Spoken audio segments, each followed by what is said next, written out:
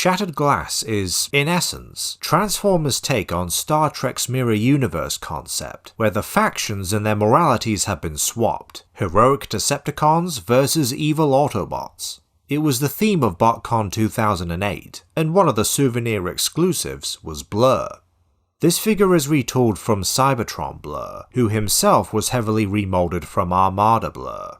This super sleek Cybertronian car is one of my favourite vehicle designs from the Unicron trilogy. However, this version sports an absolutely stunning deco. The black, silver, blue, amber, red, and grey is already a cool combo, but zap on those lightning patterns for a lightning fast bot, and you have yourself a bona fide champion.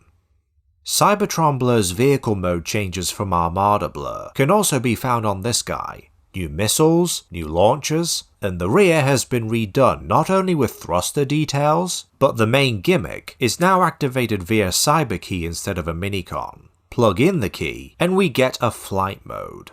No joke, this car would have been perfection if its flight mode's turbines were painted silver. The robot mode deco is what you'd expect from an evil Blurr. Black, silver, multiple blues on the dark side, with some lightning patterns still visible.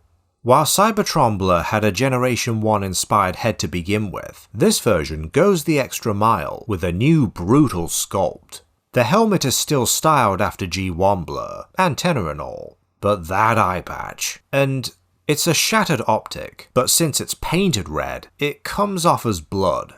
That face looks like it hurts.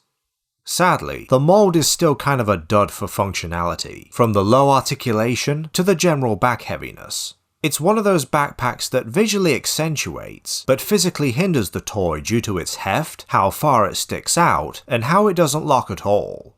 The new launchers fire via a standard button instead of a minicom peg. They're actually designed to be handheld, unlike Armada Blurr's launchers which plugged into the forearms, but thanks to those crappy static flippers he has, he can't aim straight.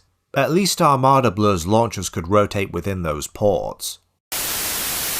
Timeline's Blurr is one of those rare cases for me where the look is such a step up from the last version of the mold I reviewed that I'm actually bumping him up a rank.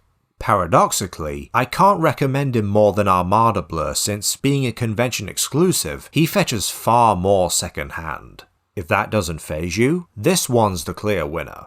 Otherwise, I'd probably seek out the new Shattered Glass Blurr, and I think even he's becoming pricey. For my next report, is it a bird?